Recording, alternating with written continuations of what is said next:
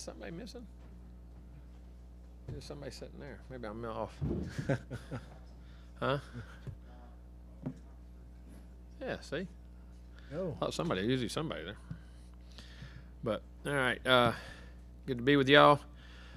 Looking at the film after we did it, again, very proud of our team. Good win.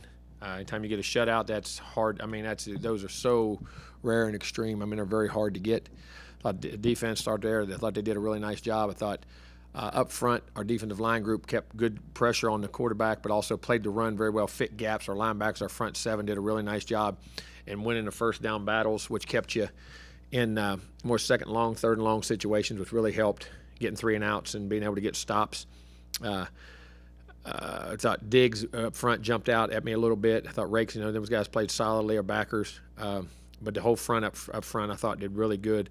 I thought in the secondary, I thought Damani flashed, making plays, him 27 at times. The corners made some plays on the ball, which is good. Sometimes there's overthrown routes you cover good, but there's also being able to play through the ball and got some tips, got their hands on balls, which is very encouraging and watching and, showing the ball skills, showing timing, showing how to play the technique and get your hands on balls and doing that. I thought they did a nice job. We had to create 2 turnovers. Got a tip pick down there by Jordan Gilbert, another young freshman, redshirt freshman. It was very good to see him. We got a fumble later on. That was great. So we got 2 turnovers in that regard. Really good situation as far as that goes. And then again, to get a shutout. And then as we started even subbing in the game, still kept guys playing well, keeping leverage on the football, chasing the football. Thought we played really hard, getting, gang tackled, doing the things you have to do with pursuit angles and things like that for the most part. A couple times the quarterbacks are very athletic. They got out there and scored through the pocket, but we got him down, got in space, and I thought we tackled well in space. That was the other thing too. It wasn't a lot of space, but we did tackle well once we got to space. That was good there. Thought offensively we started out struggling a little bit up front, missed some blocks, and it was just everybody took a turn. You take a turn here, you take a turn here, and that's why it's just like a dance line. And when one person's off, it messes it all up. You can be 4 right, 1 wrong, and get penetration here, miss a twist here, miss an out call here, miss a down call here, and all of a sudden you get penetration, you get some negative plays, and we weren't getting the runs, and we were getting in second and long, third and long, and affected our third down percentage in the first half. We were able to hit 2 really big plays on third down, which is encouraging downfield throws, and overcame that. Haynes made good plays in that regard and read some really nice reads and made 2 really good throws in that, hit 2 long touchdown throws. We had a pick. Didn't need that. Should have checked it down on first down. The safety spun out, but he was so deep he could spin back over the top. So you guys see that? Just go ahead and check it down. Go ahead and check it down on first down. Didn't like that.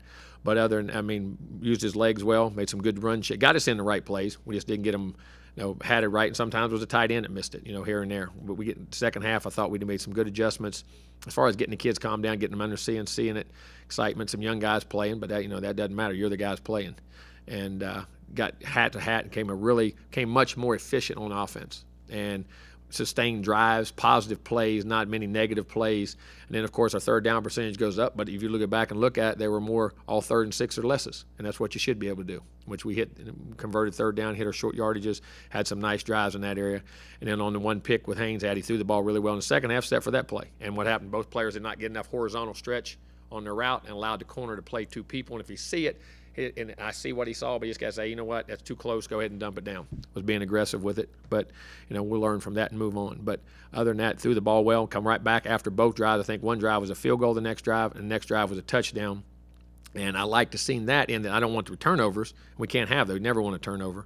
But at the same time, didn't affect him mentally. Still stayed aggressive with the ball, still made good decisions, and got the ball to our playmakers. Thought our young wideouts did a nice job in the game, and our older wideouts. Thought Anais was outstanding in the game, whether he was in the backfield, whether he was catching the ball, whether he was blocking. He had some nice runs out of the backfield.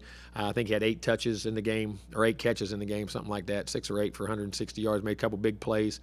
Did some other things really good. Thought a chain, we couldn't get him going. Actually had a drop, which is rare for him in the game. Thought the other young wideouts, I'm trying to go through them all. Evan, I thought he did well. Chase had his plays. I thought Chris Marshall come in and did a real nice job. I thought Yul Keith making those plays and being able to run and get the balls in the big plays I thought was really good. Where that went from. Young tight ends got in there and battled, and that's the first action for them. Move Crown over in there. We'll use him at tackle and tight end.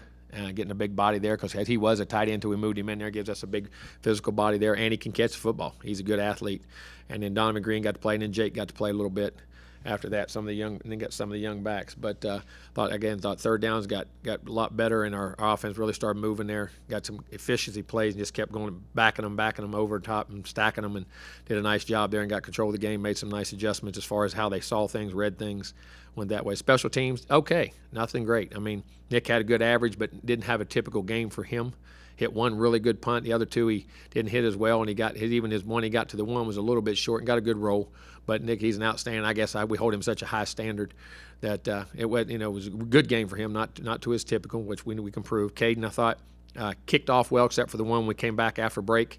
That he topped and got knocked out, which usually he kicks it out, and which is a big help for us. Thought we covered those kicks, and even say covered them, well, they didn't return them, but our lanes, our discipline, how we did things going down the field looked really good. Kids hustled, got where they were supposed to do, doing the right things, being in the right position to, if there was a return. Thought they did a nice job there. Kickoff return, I thought was nice. I said the one we got a nice one outside the 30. So anytime you're getting that, that's really good. I mean, got a hat to a hat and only had one. I like that. I hope we have one a game all year. And that'd be real nice all year long. And see, Dave, you can smile on that, huh? Even you understand that. But punt return, we got to do a better job. We didn't give a nice enough room. We got to do a better job holding up and getting guys to give him a better job of getting space, because he's a really good returner. Didn't get a lot of space. And they were in some punt safe situations around midfield, which makes it tougher because you're not getting a full return on. But at the same time, we got to do a little better job there. And of course, we had eye discipline problems at the end. Had guys set on it, and guys had eye violation, and the guy hit a fake punt. They made a good read and hit it. They did a nice job. We got to keep aware of that. And again, we missed a field goal also, but it was 52. It was a long kick, but I have confidence in Caden there. He's had a really good camp, and then he come back and hit a really nice kick. So I was really happy for him there. But there's a lot of things we got to improve on in all three phases. A tremendous opponent coming in. We better, because Coach Clark and App State is coming in here, and they got one heck of a football team, and always have, and then have for a long time. And like I say, this is a great football team that I think could be in any major conference across the country and be extremely competitive and be at the top. I mean, these guys have played for a long time, have played great people every year, have beaten people every year, had a great game last week and a shootout, and what they did with North Carolina, who has an outstanding team. So we're going to have to play a great game on all three phases and get better and clean up some things that we got on each side and get to business. Questions? Down front, Brent, and then Travis. Yes, after seeing the tape, what is it in terms of adjustments, fixes on that dance line, to have that dance line in unison? Well, just communication. I mean, you had 3 or 4 guys there who were new guys on, and they get a call and just get a step out of line, get a hand out of line. Just got to go back, and things we hadn't done well. We'd done well in camp. It surprised me a little bit, honestly. I think some nerves got to them a little bit, but at the same time, we got to calm down. We just got to get back to fundamentals. It all goes right back. Everything was fundamentally fixed, whether you got your foot too hard, got your shoulders turned, got leaned out, got your head on the wrong side, and you get in the seam and split it. It just goes back to fundamentals. Anticipate Bryce Foster back anytime soon? I can't. Yeah, I'm hoping, but I don't know when. I can't tell you when. I'm not in the.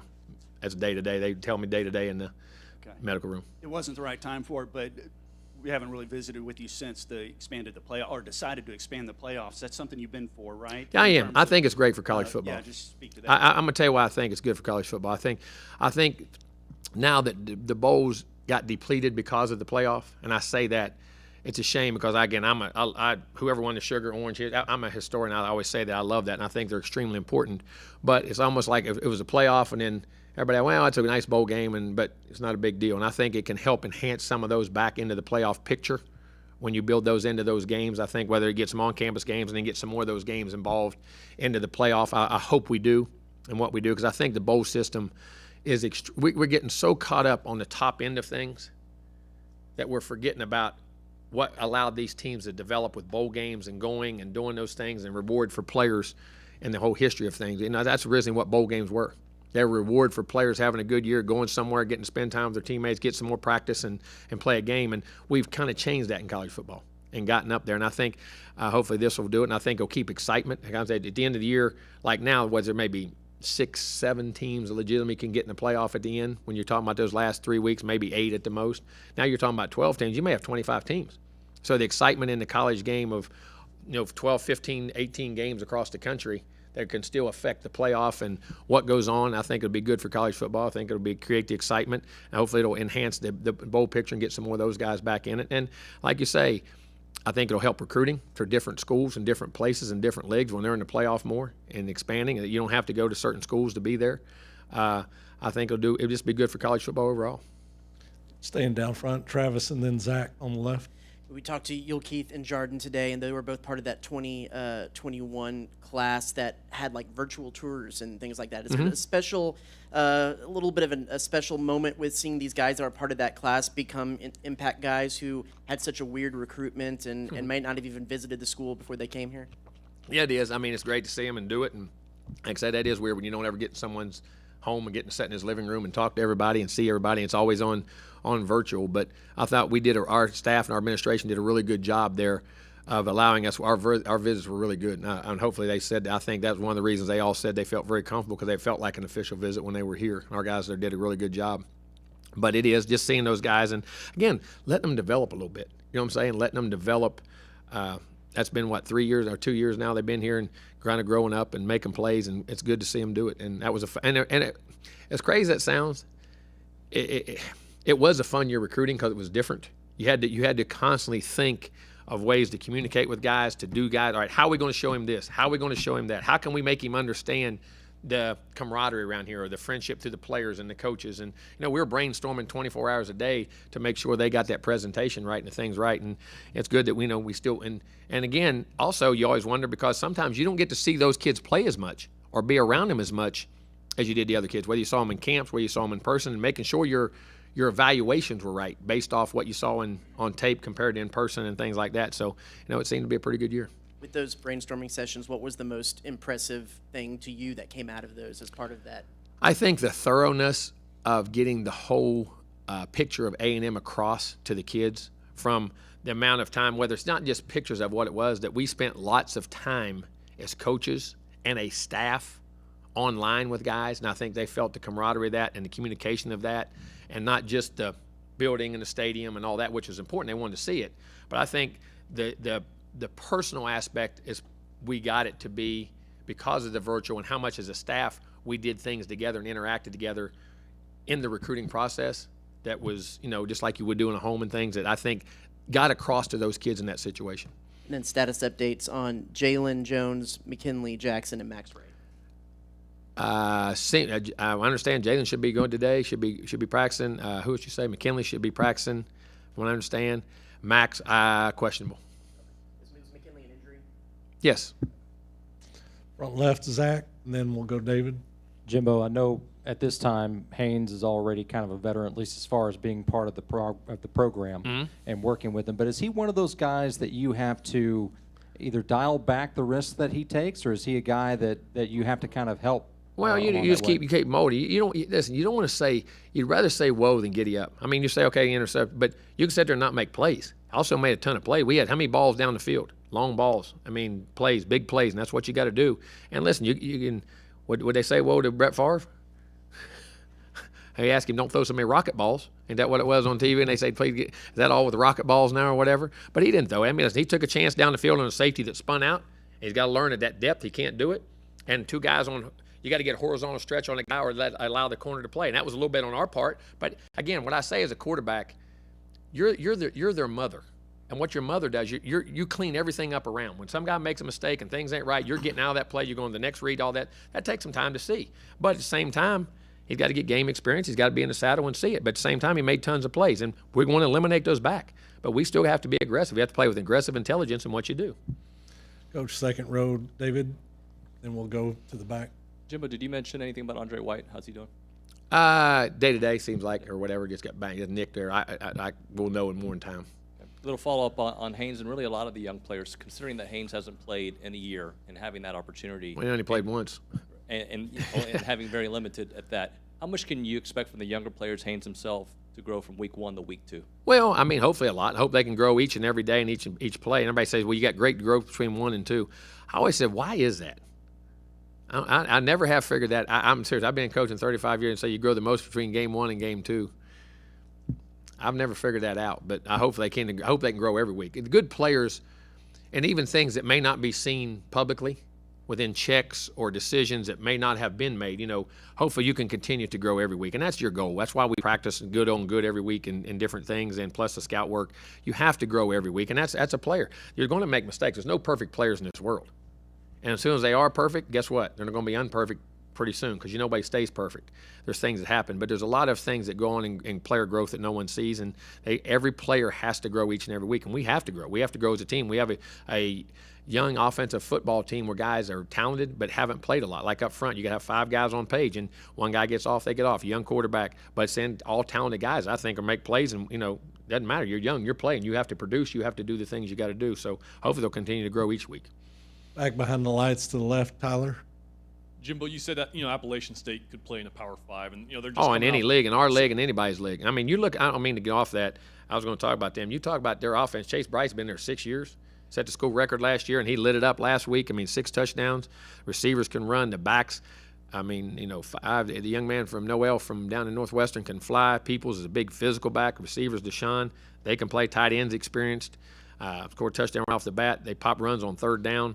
Their ability. I'm going to tell you what else you look at their roster. Defensively, 9. The outside backer is going to be a high draft pick. Inside 99 is a great player. 8 can run. Secondary, 7. 6 is all-conference player. And if you look, they're 4th, 5th, and 6th-year guys. I didn't know those still existed. I kept looking at that roster, 4th-year guy, 5th-year guy, 6th-year guy. I said, daggone. I mean, when you get to that point, you watch that team, and they were a top 5 special teams team in the country a year ago. This team can play in any league, have great players, have gotten a few transfers in, but have recruited well. They believe, they have a culture there. And I'm going to tell you, this is an excellent, excellent football team that can play on all sides of the ball. I really am. I didn't mean to interrupt that on you, but please. No, that answered my question, but I also wanted to ask about how much emphasis are you going to put this week on getting the running game going and A-Chain and just the we will. line No, I mean, we're going to have to run the football. I mean, that's what we do. I mean, we're going to run the football. We got to get synchronized and get things together and get the 5 guys all executing together. I mean, and 4 out of 5 or 3 out of 5, and the second half we did a much better job of that. But we got to get that going to get the plays we need to get. Because listen, we got to get Six some space. You get him some space, good things happen to you, and that's going to be always an emphasis. And always will be. No matter if we ran a lot, we got to get better. Second row on the right, Olin, and then to the left, Naomi. Yeah, Jimbo, I got a couple things. First of all, you're Keith. With all the guys you have at receiver now, how do you see him having a prominent role, continuing to have a prominent role? I hope so, man. Guy's growing and playing real well. Had a great camp, played well, made big plays, and can do a lot of things. And like I say, Keith, those guys are. I mean, plays he makes, blocking and doing things. Otherwise, I mean, those guys are all doing a real good job. And then I wanted to ask you. I know you were probably preparing for Clemson, but do you remember? I'll get there I'm getting there. Yeah, do me all. I was preparing for Clemson. Yeah. Do you remember in 2007 when Appalachian State beat Michigan? It was such a big upset. Do you remember that?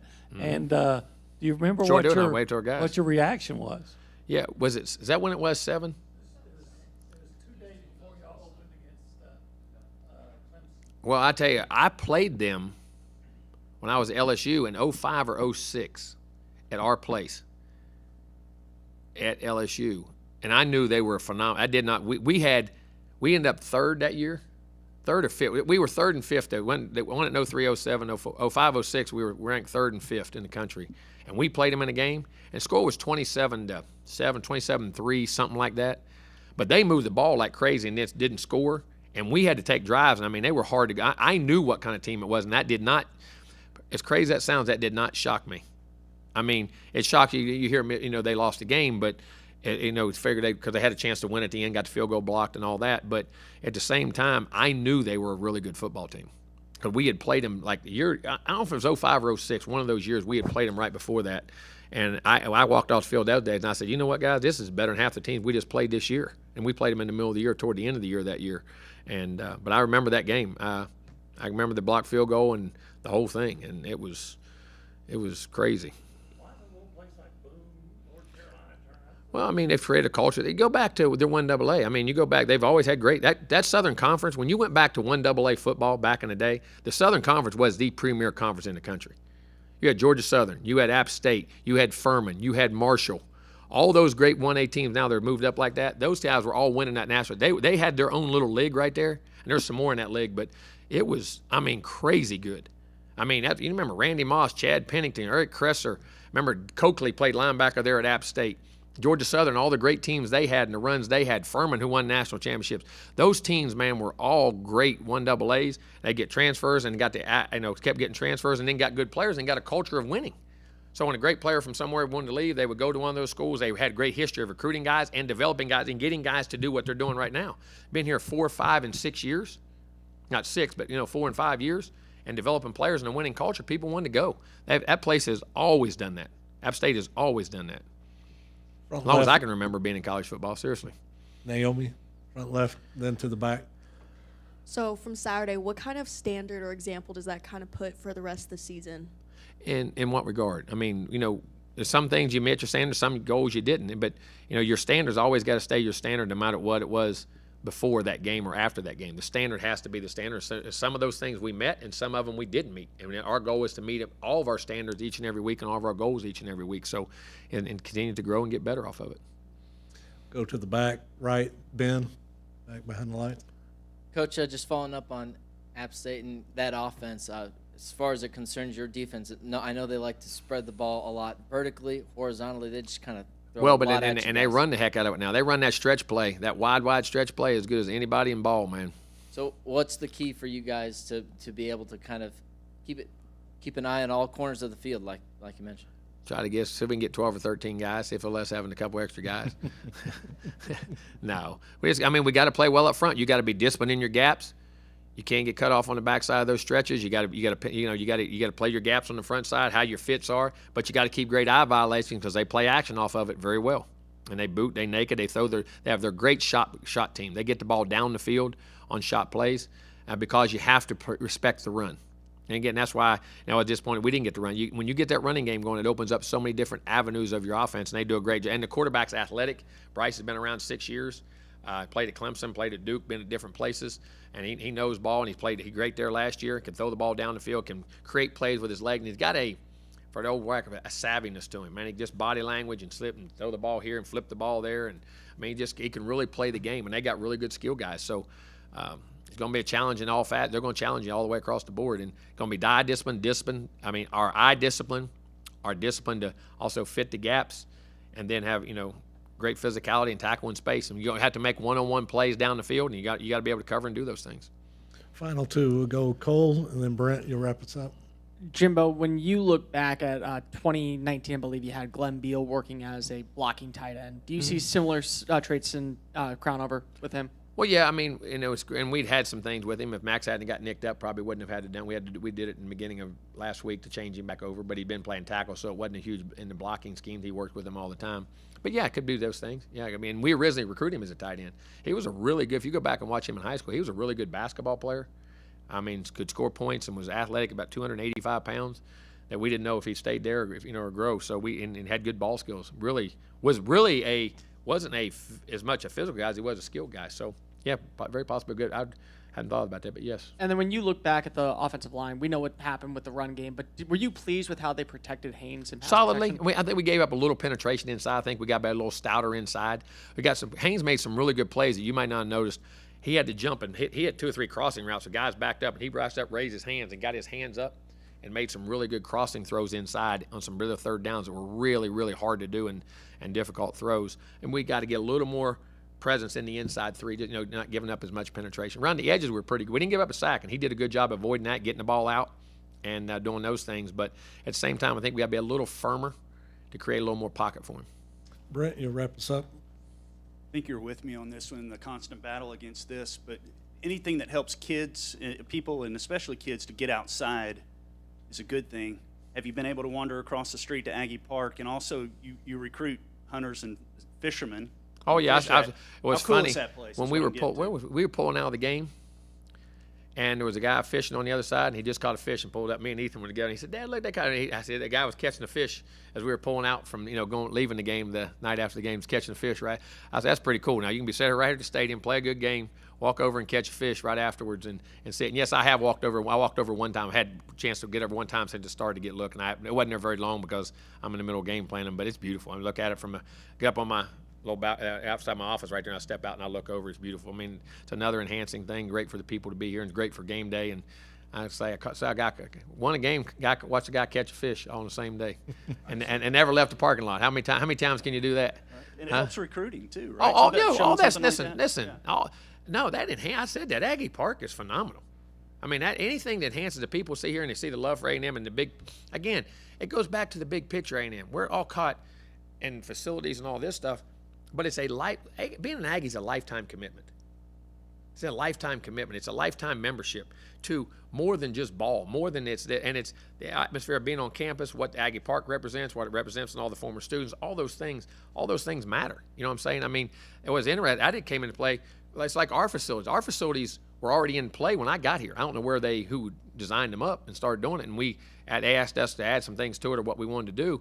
But you're doing that, but at the same time, Aggie Park was going on. They told me that, I've never been anywhere that ever had anything like that. And it enhances the overall environment of who you are as an organization and as school.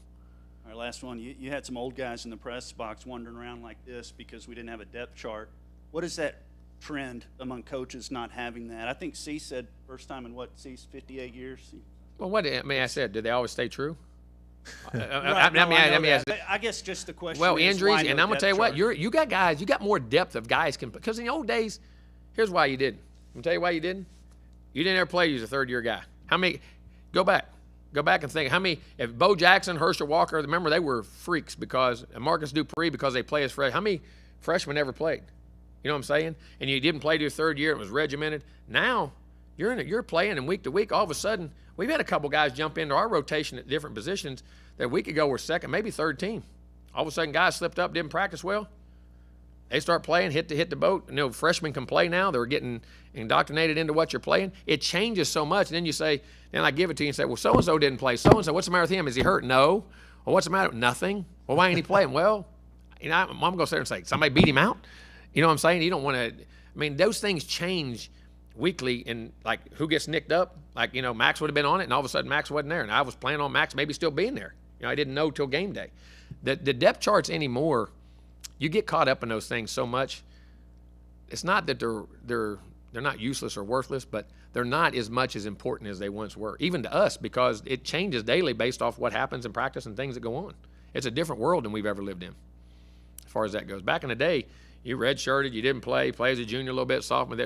They think they never stayed. I look at it and they ask me to put that down. I say, sometimes you can't. Say, all right, who's first team? All right, you know that. Who's second team? Well, some days it's him, certain plays it's him, certain plays it's him. Then you write or. You know what I'm saying? So you got 9 guys based off what you may be doing. And so I know that sounds for y'all, but it's ever changing so much that it's hard for us to even put them down seriously. Very good, Coach. Thanks for your time. And I'm gonna tell you, here's the other reason: you never had the diversity of packages. Like you were a regular. Now there were just an I pro team or a split pro team, or occasionally you put a 3 wides in the game. Remember back in the day? Or now there was nickel. Now there's nickel. There's dime rabbits. There's a rush package. There's a dime package with a run package. There's a dime package with a rush package. There's so many groupings of players now. You know what a depth chart? A true depth chart of every package. Like if you had 7 packages of 2D, and it would all be like in that package he's second team. That package he's first team. This package he's not playing. And based off it's become such a specialist game in certain areas and certain things you do that the old, all right, who's the X, who's the Z, who's the linebacker, is it the nickel backer? Is it the dime backer? Is it regular? Is it goal line? They're endless. We'd have you about 30 sheets of paper. I tell you what I ought to do. I ought to have them made up and send them to you and let you read through them all. Well, they changed. Well, you believed them. Seriously, there was no reason not to lie about them. I'm serious, because I always looked down because a kid saw his name. If he earned it, he should be on there. But now there's so many different. I always took those very seriously. That's the truth, because I always thought if I'm a player and I'm not on that and I'm really on it, that's kind of disrespectful to me as a player. And if your coach does that to you, I'm not trying to. You're not trying to deceive me. Everything we do is about the player. But at the same time, now there's so many different packages, offensive packages, defensive packages. Even on special teams, all right, hands team, not hands team. It's so different than it ever been, and those things aren't just as relevant anymore. As crazy as that sounds. I'll send them to you. Well, hey, you got 19 freshmen and 9 redshirt freshmen, so you got that.